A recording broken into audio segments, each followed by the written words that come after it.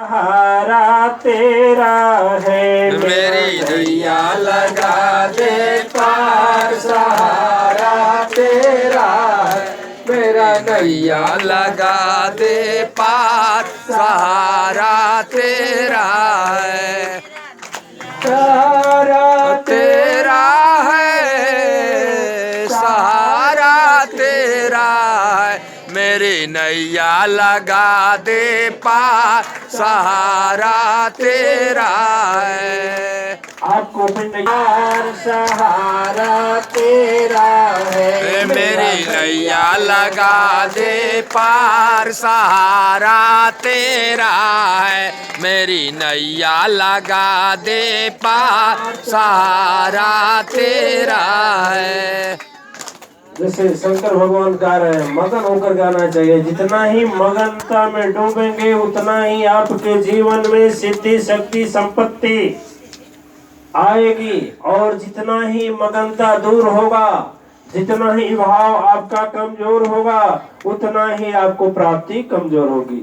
जो जितना तेज चलता है वह उतना ही दूरी रास्ता कवर करता है ना जी। शरबत में, पानी में जितना चीनी डालेंगे उतना ही वह मीठा होगा। होगा कि नहीं होगा? होगा। जो जितना मेहनत से पढ़ेगा उतना ही विद्या आएगी कि नहीं आएगी? आएगी। आप लोगों को सहारा किसी और का है नहीं, तो फिर क्यों नहीं बोल रहे? अरे नैया लगा दे पार, सहारा तेरा है। मेरी नैया लगा दे पार, सहारा तेरा है। मेरी नैया लगा दे पार, सहारा तेरा है। ऐसा मन से बोलिए, शकुंतला जी बोल रही है। शकुंतला जी बोल करके अपना संकट दूर कर ले, हम लोग भी संकट दूर कर ले, ठीक है जी। अरे घट घट बासी है अविनाशी, घट घट बासी है अविनाशी, घट घट बासी है अविनाशी। तेरे चरण में है मथुरा और काशी, तेरे चरण में है मथुरा या काशी, तेरे चरण में है मथुरा या काशी। अरे मेरा भी कर उद्धार, सहारा तेरा है। अरे नैया लगा दे पार, सहारा तेरा है। मेरी नैया लगा दे पार, सहारा तेरा है। ऐसा है ना, जितना ही संकोच छोड़ कर जाएंगे उतना ही आप उस परम शक्ति सत्ता के निकट होंगे। जितना ही आप अपने मन के भावों में दबे रहेंगे उतना ही आपके ऊपर कलिमल का प्रभाव रहेगा, ठीक है ना। और जितना ही संकोच तोड़ करके ऐसे समझे कि यदि किसी को भयंकर बीमारी हो जाए तो वह इंतजार नहीं करता है कि कोई कहेगा तब हम चिल्लाएंगे रोएंगे, कहता है नहीं। अपने मन में चिल्लाता है ना, क्यों? कि उसे सुख से प्रेम है कि पीड़ा जल्दी जाए। और संसार में ऐसी गति न हो, उसको संभालने वाली केवल एक शक्ति है, विश्व नियंता, और उसको खुश करने का केवल एक साधन है कि संकोच को तोड़ दे, छोड़ दे और मन को जोड़ दे, ठीक है। आप लोग कभी झगड़ा करते हुए आदमी को देखें? आप लोग को तो नहीं बोलेंगे कि झगड़ा करते हैं, लेकिन ये बोलेंगे झगड़ा करते हुए आदमी को देखें, इतना जल्दी जल्दी हाथ करेगा, पैर करेगा, मार करेगा, ये करेगा, आ जाओ करता है ना। अब मुंह से बोलता क्या है? अच्छी बात बोलता है, इतना गंदा बात बोलता है। वहीं उसकी बहन भी खड़ी है, उसकी माँ भी खड़ी है, उसकी बेटी भी खड़ी है, लेकिन उसे शर्म नहीं आती। इतना क्रोध के आवेश में होता है। शर्म आती है? नहीं। तो शर्म उसे करना चाहिए ना, उसको न करना चाहिए कि हम लोगों को तपस्या और प्रार्थना में शर्म करना चाहिए। अच्छा देखिए, ऐसी बात हो तो ऐसी बात हो जो लोग न जानते हो वह झंखे ना। हम लोगों को तो अनुभव है कि कितनी भाग्य है कि हम ऐसे परम शक्ति सत्ता से जुड़े हैं, ऐसे परम शक्ति सत्ता से जुड़े हैं जिनकी मिसाल कितने लोग बैठे हुए हैं। छठी देवी अपने बेटे को सर्विस दे दी तपस्या के प्रभाव से, शकुंतला देवी भयंकर मुक्ति पा गई। राजकुमारी जी नया जीवन पा गई, नया जन्म मिला। अब किसका किसका लेवे नाम। नेहा बेटी बेचारी का जीवन 24 घंटा दुख में चलता था। ठीक है, यदि यह लोग अपने प्रेम और भाव से, तपस्या के बल से अपने दुख को दूर कर सकते हैं, तो उसको फिर बुलाने में संकोच कैसा है।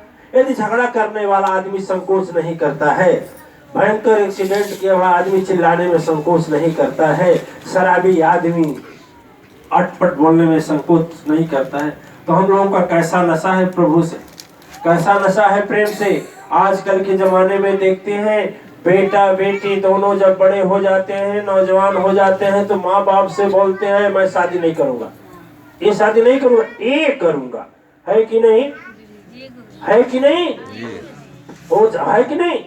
वो सीमा लांघ सकते हैं, उनके प्रेम की आशिकता इतना, और हम लोगों का प्रेम का आशिकता इतना कमजोर है कि अपने प्रभु से, भगवान से, सदगुरु से, परम शक्ति सत्ता से अपने दिल की बात न कह सके।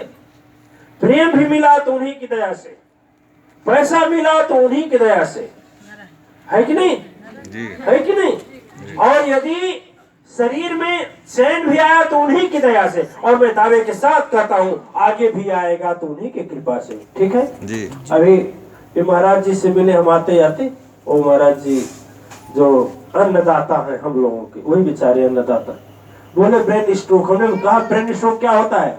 कुछ नहीं है, सुबह शाम आप लोग मगन होकर भजन करिए, मैं गारंटी लेता हूँ 99% बीमारी वैसी चली जाएगी। मगन होकर के पूरे घर के लोग यदि भजन करते हैं तो उस घर से संपत्ति माँ लक्ष्मी भगाने से भी नहीं भागेगी। इसलिए मन से करें सुबह और शाम।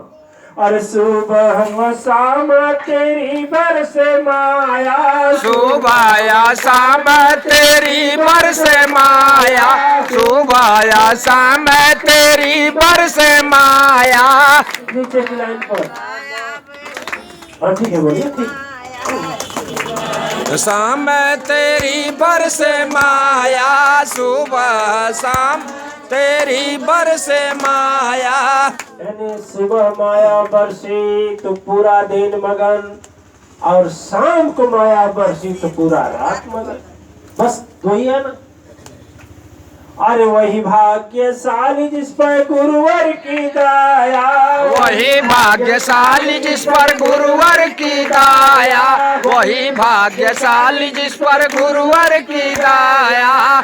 अच्छा, आप लोग बताएंगे यदि नया वर्ष में हमारा आगमन हुआ है सत्संग में, तो आपके यहाँ हुआ है, झूठ या सच? सत्य। नए साल में जी, नए साल में पहला भजन और सत्संग में आप लोगों के साथ कर रहा हूँ ना जी, ठीक है ना।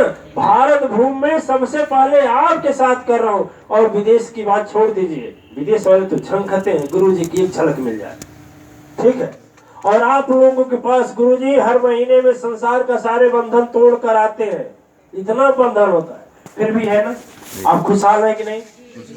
यदि हम मानते हैं कि आप लोगों को पाकर हम खुश हैं, भाग्यशाली हैं, तो आप लोग भी भाग्यशाली हैं कि नहीं? एक व्यक्ति नहीं आता है तो 4 बार पूछते हैं, ये नहीं आए जी, वसुंधरा का पता नहीं है जी, ये छठी देवी नहीं आई जी, राजकुमार नहीं आई, ये भाई महाराज जी का पता है, दादा कहाँ चले गए, है कि नहीं? तो अरे वही भाग्यशाली जिस पर सदगुरु की दया, वही भाग्यशाली जय सदगुरु का दया, वही भाग्यशाली जिस पर सदगुरु की दया। यही कारण से वेद कहते दया अवतार, मेरी नैया लगा दे पार, सहारा तेरा है, मेरी नैया लगा दे पार, सहारा तेरा है, मेरी नैया तेरा है, सहारा तेरा है, मेरी नैया लगा दे पार, सहारा तेरा है। अरे दुख के तो सागर में नैया लड़खड़ाई, दुख के सागर में नैया लड़खड़ाई, दुख के सागर में नैया लड़खड़ाई। मुझे बता दे क्यों देर लगाई, मुझे बता दे क्यों देर लगाई, मुझे बता दे क्यों देर लगाई। तेरे चरणों में, अरे तेरे चरणों में नाता हमारे नैया, लगा दे पार सहारा तेरा, मेरे नैया लगा दे पार सहारा तेरा है।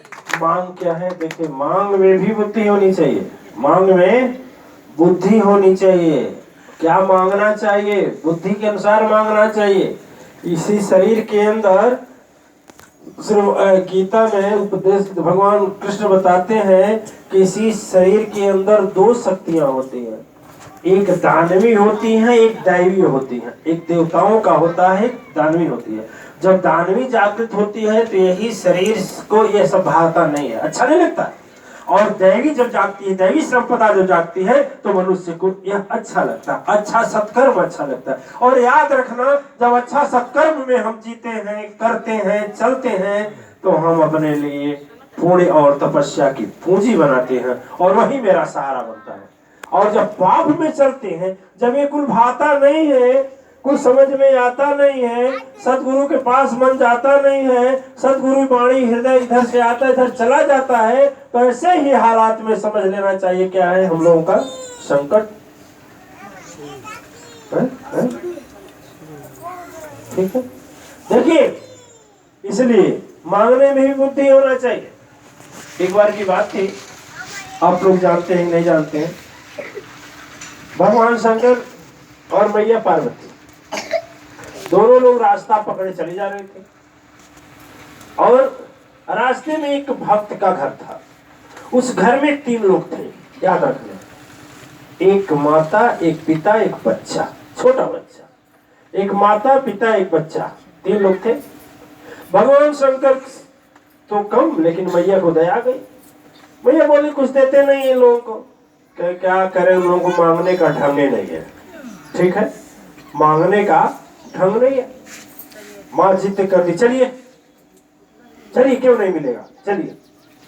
घर में गए, घर में गए और बोले कि देखो, जिसका तुम पूजा करते हो, जिसका तुम तपस्या करते हो, जिसका तुम ध्यान करते हो, जिसका तुम भजन करते हो, वो मैं ही हूं। बड़ा खुश हुआ भक्त कि वाह, अब क्या पूछना, अब क्या पूछना। भक्त खुश हो गया। भक्त बोला कि बहुत अच्छा, लेकिन वो घर की जो माँ थी, छठी देवी से ज्यादा उम्र की थी। मैंने और समझ लेना उनकी उम्र की ज्यादा कौन है इसमें, अच्छा कोई नहीं, समझ लीजिए, हाँ 70 के आसपास। और उसकी आदमी भी 75 साल, लड़का नौजवान था।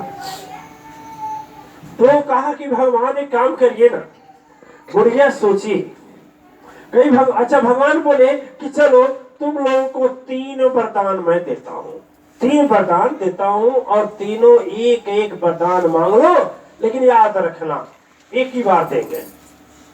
लोग सोचे अच्छा, तो बुढ़िया बोले कि भगवान पहले हमको दीजिए। तो भगवान खुश हो गए, कहे बोले ठीक है, क्या वरदान चाहिए।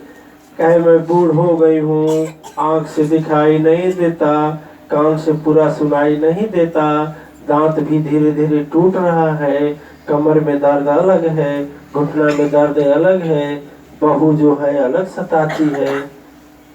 भगवान हमको बना दे 20 साल की गुड़िया। क्या क्या क्या 20 साल की गुड़िया, 20 साल की गुड़िया बना है, तब हम बताएंगे बुढ़वा को। है? क्या बोले? गुड़िया। बुढ़वा का हम कहे पीछे रहे, बुढ़वा की पारी आई। बुढ़वा से बोले बोलो तुझे क्या चाहिए। कहे यदि भगवान हम पर खुश हैं और एक ही वरदान देना है तो हमको यह वरदान दे दीजिए कि हमको बना दीजिए 25 साल का बुड्ढा। वो गुड़िया बनेगी, मैं गुड्डा बनूंगा। अब लड़के की पारी है, लड़का से बोला और वो गुड्डा गुड्डी बन गए। लड़के की उम्र माँ बाप से भी कम, ज्यादा नहीं कम।